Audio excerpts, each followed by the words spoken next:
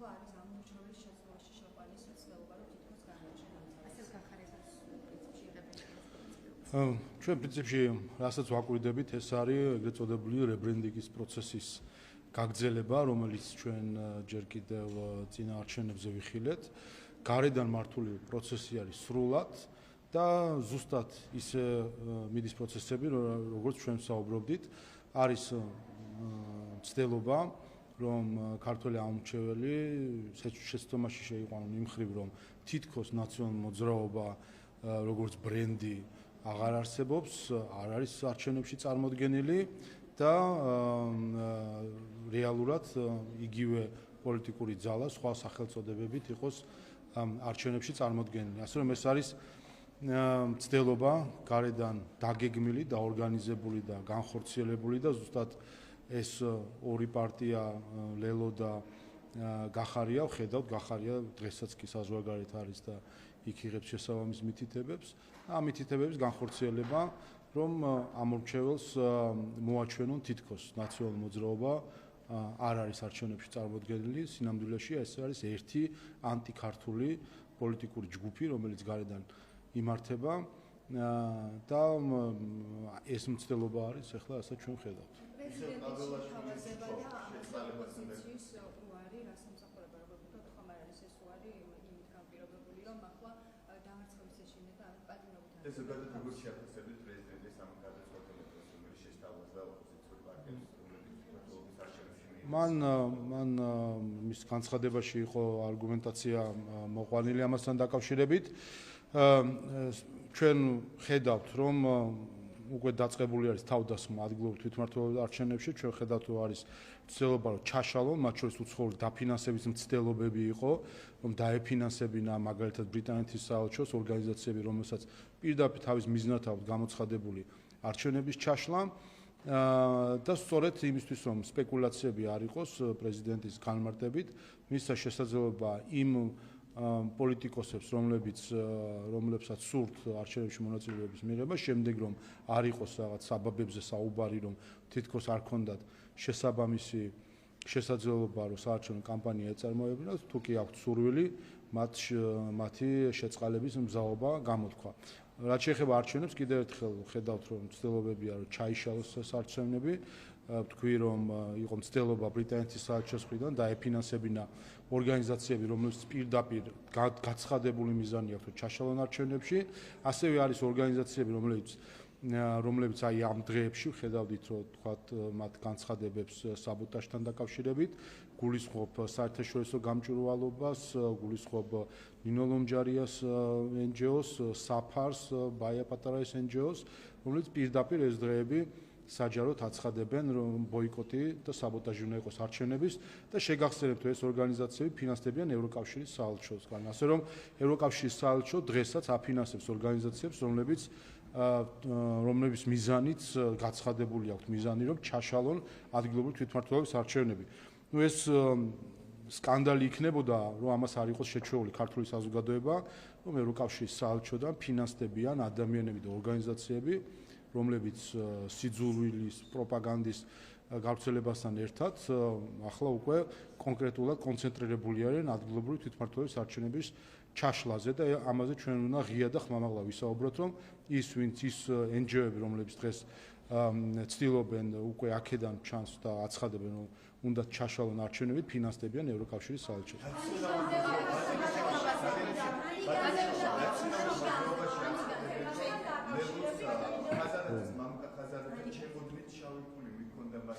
იმისათვის, რომ ლელოსთვის არ დაერწყათ ესე ვთქვათ, რას ნიშნავს მათი ეს განცხადება? ხო, ეს აღიარება არის გუშინა წითლისგან მოვისმინეთ ეს აღიარება, რაზეც ჩვენ საუბრობდით, რომ რადიკალური ოპოზიციის ფლანგზე შავი ფული იხარჯება და იხარჯება გარედან ლეგიტიმაციით და მხარდაჭერით ეს შავი ფული. პირდაპირ ეს არის ფაქტი, რაც განაცხადა ანა წითლიძემ და მედია უნდა დაინტერესდეს და დეტალები გაარკვიოს. პირდაპირ დაადასტურა, რომ მამუკა ხაზარაძეს მხრიდან ხდება მოსყიდვა პოლიტიკოსების და სხვადასხვა პარტიების ფულით მოსყიდვა, ასევე მისი მედიის ინსტრუმენტების გამოყენებით მოსყიდვა. ამაზე არაერთხელ გვსმენია ჩვენ სხვა პარტიებისგან, რომ მამუკა ხაძარაძე და თავისი TV პირველით აშანტაჟებს პოლიტიკოსებს და იქიდან გამომდინარე, რამდენად ლოიალურები იქნება მის მიმართ, იმის და მიხედვით ან ნეგატიურად აშუქებს მას TV პირველი პროპაგანდისტული მედია, ან პოზიტიურად აშუქებს TV პირველი პროპაგანდისტული მედია. ამაზე უყურეთ პარტია გირჩი ამას აღწადებს. გირჩი პარტია.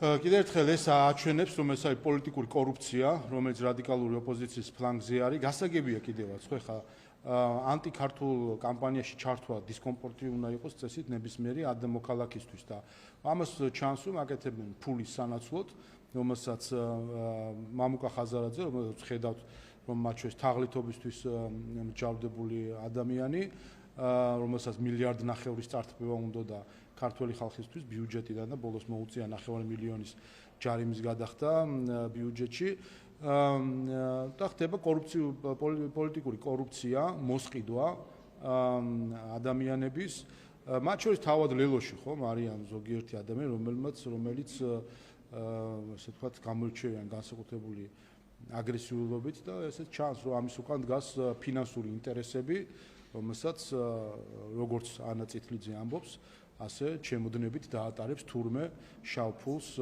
მამუკა ხაზარაძე, რათა მოისყიდოს პოლიტიკოსები და ჟურნალისტები.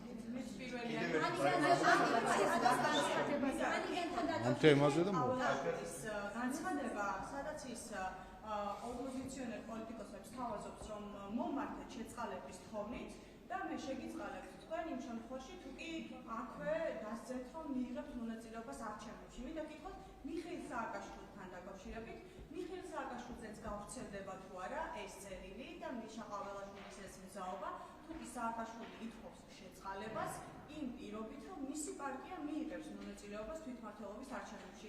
ვიცით, რომ მიშა სააკაშვილი უშუალოდ ვერ ჩაერთვება, იმიტომ რომ საქართველოს მოქალაქეობასთან დაკავშირებით არსებობს გარკვეული საკითხი, თუ მიშა სააკაშვილი ითქვის, შემიწყალე და ჩემი პარტია მიიღებს მონაწილეობას არჩევნებში. მასეც გავრცელდება შეწყალება? არა, თავადაც ვთქვით, რომ უკრაინის მოქალაქეების მიმართ ეს შეთავაზება, რა თქმა უნდა, არ მოქმედებს. უკრაინას ისიც ეყოფა, რასაც მისი პოლიტიკური ელიტა დღეს როგორც მტრობს ქართველ ხალხს, უკრაინას ეს ცოდვაც ეყოფა უკრაინის პოლიტიკურ ელიტას, რომ ეხლა მისი მოქალაქე აქ არჩევნებში ჩართული იყოს, რა თქმა უნდა, ეს დაუშვებულია. რაც შეეხება მის პარტიას, რაც შეეხება, განაცხადოს მისმა პარტიამ უნდა მონაწილეობის მიღება თუ არ უნდა, წინ არის ყველაფერი, არანაირი კავშირში ეს მიხეილ სააკაშვილის შეწყალებასთან არის. კიდევ ერთხელ მიხეილ პრეზიდენტი, იმიტომ რომ პრეზიდენტის შეთავაზებას აქვს კონკრეტული საფუძველი, ადრესატი არის საფუძველი, რატომ არის საერთოდ ეს შეთავაზება გაკეთებული, იმისთვის რომ ხედავთ, რომ არის ცდელობა, მათ შორის უცხოური დაფინანსებით, რომ მოხდეს საბოტაჟი არჩევნების, ხედავთ, რომ ლელომ განაცხადა, რომ სურს მონაწილეობა მიიღოს არჩევნებში და შემდეგ რომ არ იყოს ამ საბაბით საუბარი, თითქოს არ ქონდა სრულფასოვანი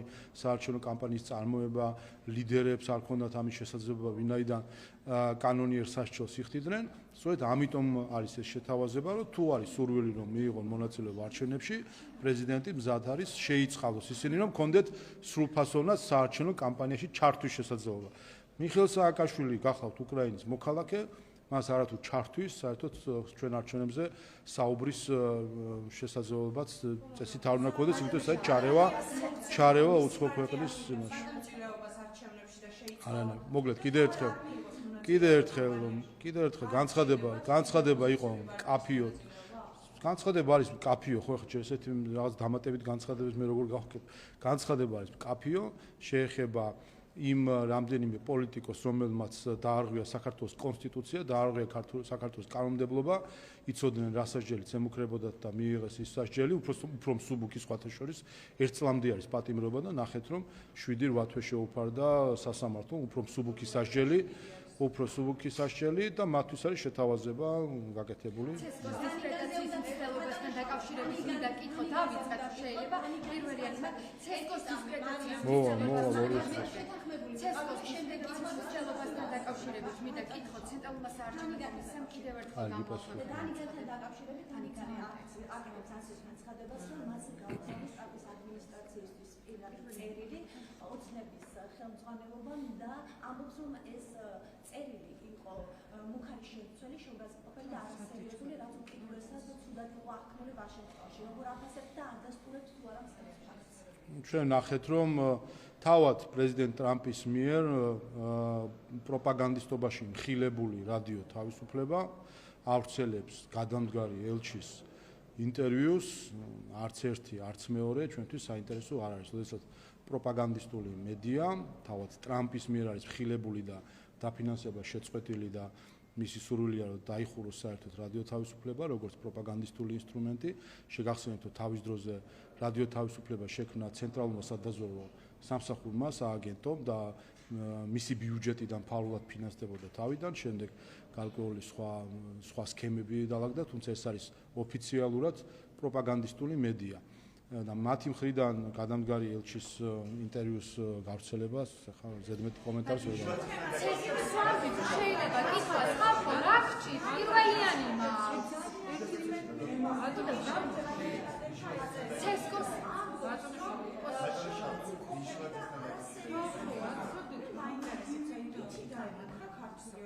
ტრამპის ადმინისტრაციას უკიდურესად მძიმედ მიიღო ტრამპის ადმინისტრაციამ ეს წერილო დანიგანი ამბობს. ჩვენ ორ შორის ვადამდე ვინ გადადგა, მე მგონი ცნობილია, ასე რომ როგორც იტყვიან, ყველაფერი გასაგებია. არ არის ჩვენი ინტერესის სფერო არ არის, რომ გადამდგარ ელჩის ინტერვიუზე რაიმე განცხადებები ვაკეთებ. გადამდგარი ელჩის განცხადებებზე რაიმე კომენტარის გაკეთებას აზრი არ აქვს და ჩვენი აზრი რა ჩვენი ინტერესის სფეროს არ წააგებს. ცენტრალურმა საარჩევნო კომისიამ გამოაცხადა განცხადება, სადაც კიდევ ერთხელ არის საუბარი მასთან დაკავშირებით. ჩვენ შორის ვადამდე ვინ გადადგა, მე მგონი ყველა ხედავს, ასე რომ ყველაფერი გასაგებია. არჩევნებამდე რამდენიმე კვირით ადრე კიდევ ერთხელ საუბრობს ცენტრალურ საარჩევნო კომისია ცესკოს დისკრეტაციის მცდელობასთან დაკავშირებით, ასევე ამბობს იმასაც, რომ მათ შორის გარიძალები, მათ შორის შიდა ოპოზიცია ცდილობს, რომ მოახდინონ აი ამ ინსტიტუტის დაზიანება, ასე ვთქვათ, და კიდევ ერთხელ საუბრობს ელთოოდირის დასკვნაზე, რომელიც საშემოდგომო არჩევნებზე გამოქვეყნდა, აი რას უკავშირებთ თქვენ აი ამ მცდელობას და ზოგადად რომ შევაფასოთ მათი განცხადება. შეიძლება რეზოლუციას იყენებენ ხშირად დისკრედიტაციისთვის, მაშინ როდესაც თავად ეკონომიკურად აღარ მაგალითად. დიახ, ჩვენ მოვისმინეთ აი ამ ცრუ ყალბი კამპანიის შემდეგ, რომელიც მათ შორის ევროკავშირის მიერ დაფინანსებული ორგანიზაციების ხელით იყო წარმოებული, მოვისმინეთ EUTOS გენერალური დივნის განცხადება, რომ არჩევნები 26 ოქტომბრის არჩევნების შედეგები ასახავს ამომრჩევლის ნებას. წერტილი. ეს არის პასუხი ყველა იმ ქვეყნის ხელისუფლებასთან, რომელიც ქართველ ხალხს შეურაცხყოფას აყენებდა. ეს არის პასუხი ბრიუსელის ბიუროკრატების მიმართ, რომელიც ქართველ ხალხს შეურაცხყოფას აყენებდა. ეს არის პასუხი ზოგიერთი ელჩის მიმართ, საქართველოში მოქმედი ელჩის მიმართ, რომელიც ქართველ ხალხს შეურაცხყოფას აყენებდა იმით, რომ მის მიერ არჩეული ხელისუფლების მიმართ რაღაც ცივ დამოკიდებულებას აჩვენებდა და თითქოს ეს არჩევნები რაღაცნაირად ხინჯიანი იყო.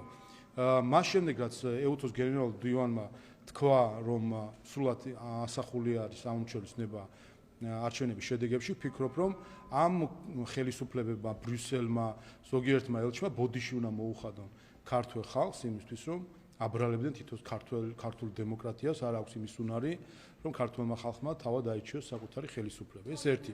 მეორე, ჩვენ ეს განცხადებები მათ შორის ეხება ზოგიერთი NGO-ს მიერ წარმოებულ კამპანიას, კერძოდ ნინო ლომჯარიას NGO, ჩემი ხმა, რომელიც შეგახსენებთ 2024 წლის არჩევნების წინაც თუ არ ვწდები, წარმოებაც კი იყო მათზე საარჩევნო მიზნის მქონე სუბიექტებთან გამოცხადებასთან დაკავშირებით რამდენიმე NGO-ზე, მაშინათვე ვამბობდით ჩვენ, რომ ევროკავშირის საელჩო აფინანსებს სააგიტაციო კამპანიას.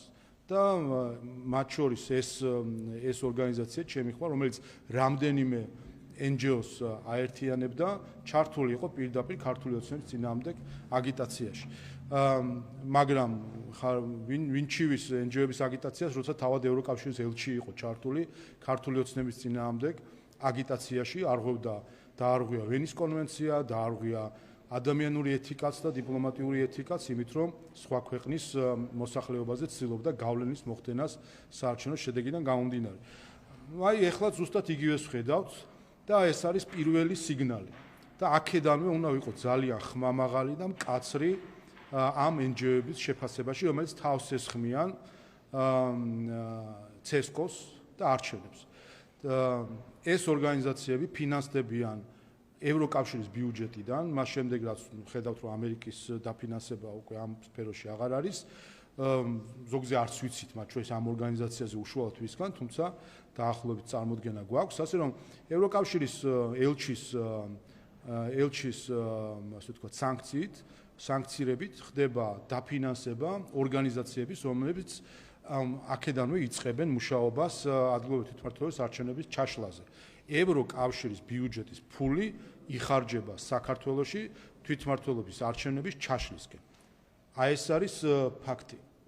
ამაზე უნდა ვიყოთ ვისაუბროთ ჩვენ ხმამაღლა, ვინაიდან რას ვცდილობდით ჩვენ მათ შორის შარშან არჩევნების წინ ანგარიში გაგვეწია, რაღაცნაირად დაგვენდო, დაგვეზოგა ჩვენი უცხოელი ზოგი ელჩი იქნებოდა თუ პოლიტიკოსი და ვხედავთ ჩვენ რა შედეგი მოიტანა ამან, რომ კიდევ უფრო უხეშად ერეოდნენ ამის შემდეგ ჩვენს არჩევნებში. ამიტომ აქედანვე უნდა ითქვას, რომ ევროკავშირის საელჩოს მიერ დაფინანსებული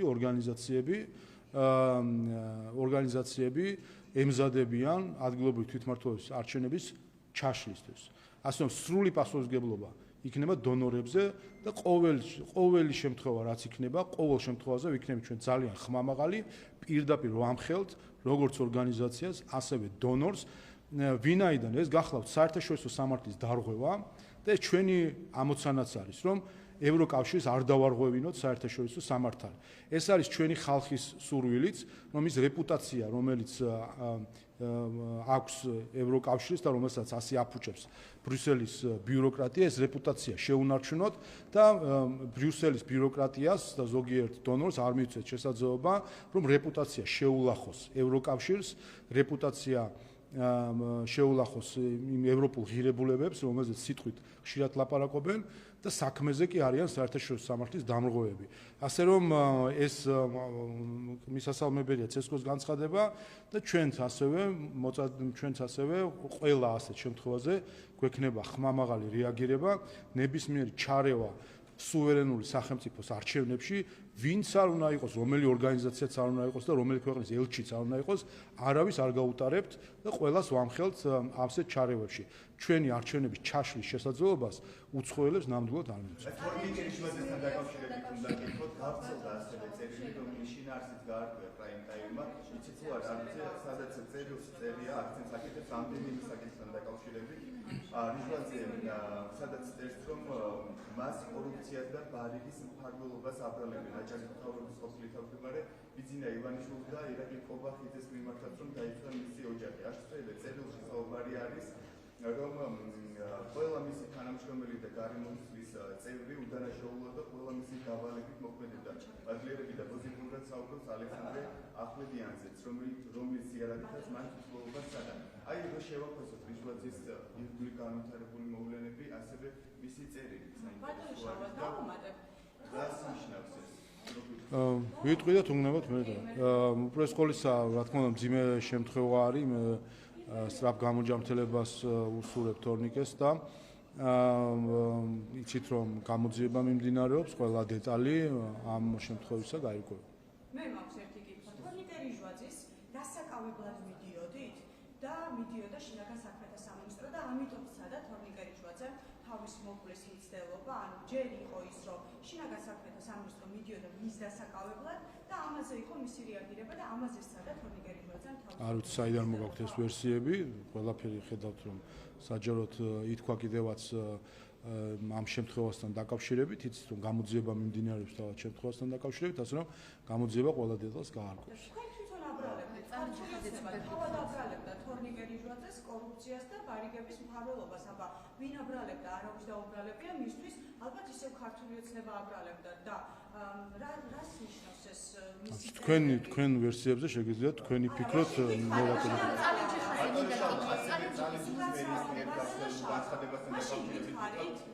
აბრალებდა თორნიკე რიჟვაძეს აბა უყურეთ კიდევ ერთხელ არის მძიმე შემთხვევა მნიშვნელოვანია რომ სწრაფად გამოჯამრთელდეს დანარჩენს გამოძიება ხო ამიტომ არის ნახეთ რომ შინაგან საქმეთა მინისტრი თავად იმყოფებოდა შემთხვევის ადგილზე გამოძიება წარმოება არის და გამოძიება დაალოვა აგიცხოთ სხვა დეტალი არაფერი არ არის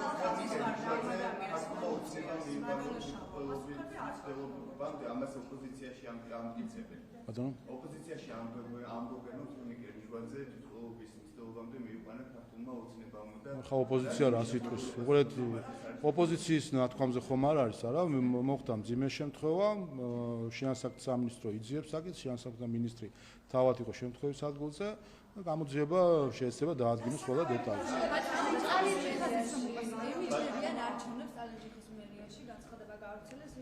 იმის გათვალისწინების რომ გათვალისწინებით წალენჯიხის მერია შეესაბამება ოპოზიცია არის მმართველობაში გაგიკვირდა თუ რა ეს განცხადება და რა არის მათი ხო საერთოდ სასწაული არის ეს განცხადება რაც ნახეთ თვალებს არ დაუჯერე როდესაც წალენჯიხის მერიის ოფიციალურ Facebook გვერდზე დაიდო მერიის განცხადების სახით აი ეს არის ნაცობა სხვა რამე კი არ არის აი ზუსტად ეს არის ნაცობა აქ პარტიულ წევრობას ამა თუ იმ პარტიის წევრობასაც აღვნიშნა. ეს არის იდეოლოგია, ნაცობა, რომელიც აი ზუსტად ასეთ ცევაში გამოიხატება. ნუ აბსოლუტური აბსურდი კი არ არის და ნუ გასული არიან ყოველგვარ კონსტიტუციური ჩარჩოებიდან, როდესაც თვითმმართველობის ორგანო აცხადებს, რომ თვითმმართველობის არჩევნების ჩატარების საბოტაჟს მოახდენს. არ ვიცი ალბათ ადრე ძველი ხუმრობა იყო ერთ-ერთ პოლიტიკოსზე რომ ვიქნები და ვიქნებიო ხა ალბათ გონიათ რომ არჩევნები არ უნდა იყოს და ის წალენჯიხის მერიის დღევანდელი შემადგენლობა არჩევნების გარეშე უნდა იყოს და იყოს უსასრულოდ რა ვიცი რა თავში რა უტრიალებდათ ვერ ხვდები საერთოდ ასეთი ანუ საკუთარი რა გითხრათ თავის მხილების განცხადება რომ დადეს ეს ერთი თუმცა ამას სამართლებრივი განზომილებაც აქვს და ხა არ უბრალოდ გითხრათ ისიც არ ვიცი შემთხვევით ხوار გატეხეს პეიჯი და ვინმე სხვა მხوار დადო იმიტომ მე სხვა კომენტარი არ მომისმენია გარდა იმ განცხადებისა რომელიც იდო Facebook გვერდზე მაგრამ თუ კი ამას წალენჯიხის მერია როგორც ასეთი არ ვიცი ხა ამას ოფიციალურად აცხადებს ამას აქვს სამართლებრივი განზომილება რაც გულისხმობს საბოტაჟს და თვითმმართველი ორგანოს მხრიდან რა ვიცი კანონმდებლობის ჩარჩოებიდან გასვლას ტექსტში ეწერა რომ რაღაც რეჟიმს არ დაემორჩილებიან რას ქვია ანუ პარლამენტს არ აღიარებს წალენჯიხის მერია თუ მთავრობას არ აღიარებს წალენჯიხის მერია თუ კანონებს არ აღიარებს წალენჯიხის მერის მოვალეობის შემსრულებელია ხო რამდენადაც ვიცი თუ კონსტიტუციას არ აღიარებს წალენჯიხის მერის მოვალეობის შემსრულებელი ნუ აბსურდი აბსოლუტურად ცირკი რასაც ქვია და მათ შორის წალენჯიხის დღევანდელი მერის მოვალეობის შემსრულებელი თუ ის პოლიტიკური ძალა ვინც იქ არიან ისინიც მიიღებენ პასუხს შემოდგომაზე არჩევნებზე აი ამ ქცევისთვის რასაც სხვა შორის ამდენი ხანია აკეთებენ მათ შორის რელოს ჩარევით და ასე შემდეგ მოკლედ აბსურდი და გარდა ამისა სამართლებრივად ძალიან დამაფიქრებელი მოვლენა რომელსაც შესაბამისი შეფასება სჭირდება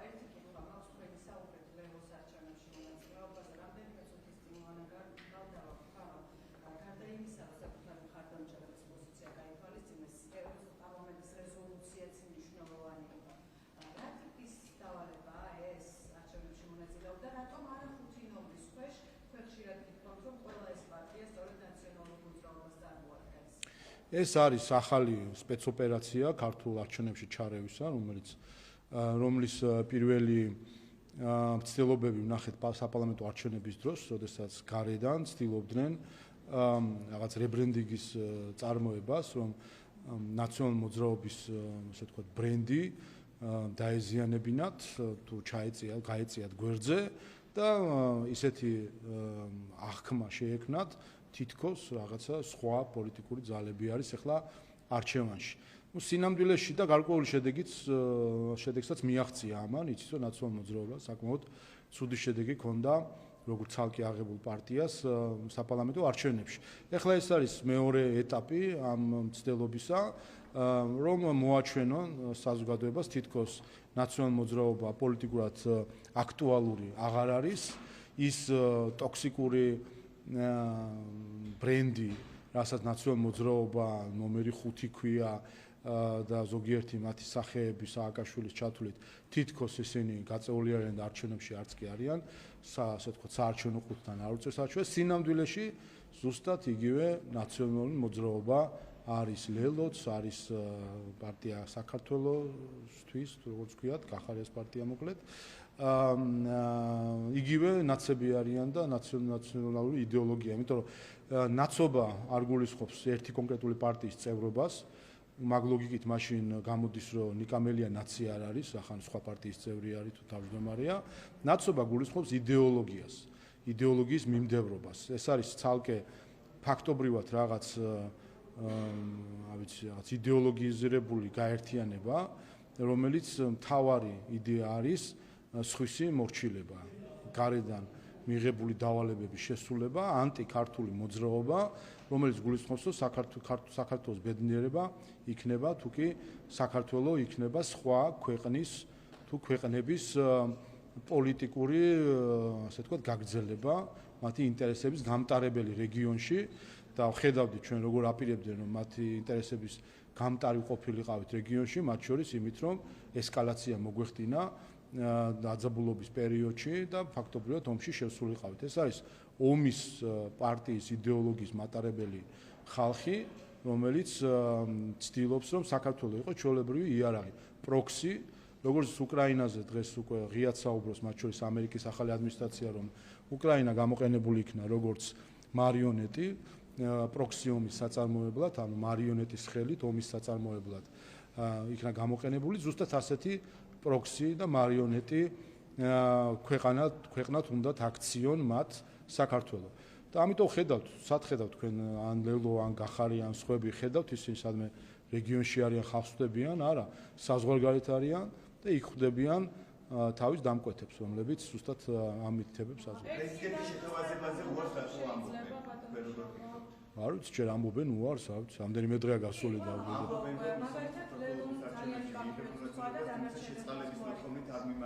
არ ვიცი, ხა ეს მათი გადასაწყვეტი არის იფიქრებენ და რა გადაწყვეტილებას მიიღებენ, შეთავაზების მნიშვნელობა არის, რომ აჩვენოს ყველას, განსაკუთრებით მათ დამკვეთებს აჩვენოს, რომ არავინ არ მისცემს შესაძლებლობას გარეთ ძალებს, რომ რაღაც საბაბები გამოიყენონ ქართულ არჩევნებზე თავდასასხმელად, რომ თითქოს რაღაც პოლიტიკური პარტიის ესა თუ ის ლიდერი ვერ იყოს სრულფასოვნად ჩართული საარჩევნო კამპანიაში. ამის საბაბს არ მივცემთ არც ერთ მათ გარე დირიჟორს და ეს შეთავაზება სწორედ ამას გულისხმობს პრეზიდენტის მხრიდან, ასე რომ ნახოთ, ჯერ კიდევ დრო არის. დიდი ალბათობით მიშა ყაველაშვილის საკუთარი ინიციატივით შეიწყალებს ამ ადამიანებს, მაშინ შეიძლება ველოდოთ. ანუ განცხადება არის ძალიან მკაფიო, შეწყალებას სჭირდება ორი პირობა, ერთი რომ თუკი მათ ნამდვილად სურთ არჩევნებში მონაწილეობას მიღება, განაცხადონ რომ მონაწილეობას მიღება სურთ და მეორე მიმართონ უნდა პრეზიდენტს იმისთვის რომ შეიწყალოს. ბატონო შალაიც დავაზუსტებ თუ შეიძლება თორნიკე ჟვაძის წერილებთან დაკავშირებით, იმიტომ რომ ნეტგაზეთი წერს რომ სანდო სხვა რომ ბათუმელებს განუცხადა რომ არავითარი წერილი ჟურნალისტების მეტ პერსონალს არ მიუწოდებია, საუნივერსიტეტო კლინიკაში უარყოფენ მედისთვის რაიმე წერილის მიწოდებასა. მასში საიდან გაჩნდა ეს წერილები, ორი წერილი ერთმანეთის მიხედვით? ნეტგაზეთი არის ევროკავშირის საელჩოს მიერ დაფინანსებული პროპაგანდისტული მედია. ასე რომ მათ რაიმე განცხადებებზე კომენტარის გაკეთებას აზრი არ აქვს, ეს არის ჩვეულებრივი პროპაგანდისტული მედია. გიორგი რამიშვილის იგივე სარავალ საკავშირო გკითხოთ, ის მის სახელზე რეგისტრირებული იარაღის უკანონმდებლობისთვის დააკავეს ოჯახ პოლიტიკურ მოტივს გამორიცხავს, თუმცა ოპოზიციის ნაწილი სწორედ პოლიტიკურ დევნაზე საუბრობს. ამაზეც ყველა დეტალი ითქვა, მარტივი საკითხია საკმაოდ. არ ვიცი რატო მოხდა ეს, თუმცა ფაქტია, აეროპორტში ჩვეულებრივი უსაფრთხოების შემოწმების დროს, რასაც ყველა მოქალაქე გავდივართ ხოლმე, ამ შემოწმების დროს მის ხელბაღში აღმოჩნდა იარაღი. ნუ რატო აღმოჩნდა, ეხლა ეს მან თავად უნდა განმარტოს, მაგრამ გასაგებია, რომ თვითფინავში იარაღს არავინ არ აატანა. გადანიშნულმა კითხვებსაც შეცის, რომ ეს ადამიანი ბიზნესმენების შეხვედრაზე არ ყოფილა პარასკევს ირაკლი კობახიძესთან. რაიმე დაპირისპირება, გაუგებრობა ან რაიმე ხომ არ იყო მათ შორის, რის გამოც არ მივიდა ირაკლი კობახიძესთან შეხვედრაზე და მერე ხომ არ მოხდა ამ იარაღის ჩარევა. ანუ ყველაფერი ხო ითქვა, თან რამე ისეთი დაფარული საკითხი ხო არ არის. არის ბანალური გულისხმობ თავისი შინაარსით იმ მხრივ, რომ აეროპორტში ჩვეულებრივი პირადი უსაფრთხოების პირადი შემოწმების დროს, რასაც ყველა მგზავრი გადის და მისი ხელბარგი, ამ ხელბარგში აღმოჩნდა იარაღი, ხა მან თავად უნდა განმარტოს. მე არ ვიცი იყო თუ არ იყო, არ ვიცი, ვერ გეტყვით საერთოდ, იყო თუ არ იყო, ვინ იყო და ვინ არ იყო, არ ვიცი.